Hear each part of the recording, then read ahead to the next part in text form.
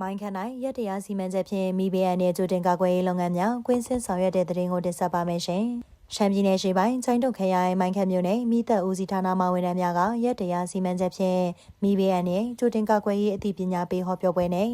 လက်တွေ့မိငိမ့်သက်ရေးတရုတ်ပြပြုလုပ်ဆောင်ရွက်ခြင်းကိုဧပြီလ29ရက်နေ့မွန်းလွဲတနာရီကမြို့မရေးစခန်းတိုင်းကျင်းပပြုလုပ်ခဲ့ပါတယ်။ဦးစွာမြို့နယ်မိသက်ဦးစီးဌာနမှဒုတိယဦးစီးမှုဦးဆိုင်စင်ကိုလက်ကမိဘေးကြိုတင်ကာကွယ်ရေးအသိပညာပေးဟောပြောရာတွင်မိဘေးအနေနဲ့ကြုံတွေ့လာပါကလိုင်နာဆောင်ရွက်ရမည့်အချက်များ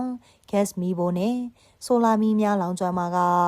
မိငိမ့်သက်ခြင်းနဲ့မီးလောင်မှုအမျိုးအစားများမိဘေးလုံးစုံရဲ့အတွက်ဝန်ထမ်းများလိုက်နိုင်ရမည့်အချက်များနဲ့မိသက်စေဖို့စနစ်တကျဂိုင်းတွေအသုံးပြုပုံတို့ကို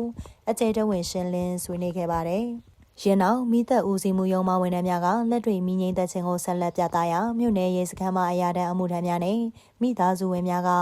မိငိမ့်သက်ခြင်းကိုစနစ်တကျလေ့ကျင့်ခဲ့ကြောင်းသိရှိရပါတယ်ရှင်။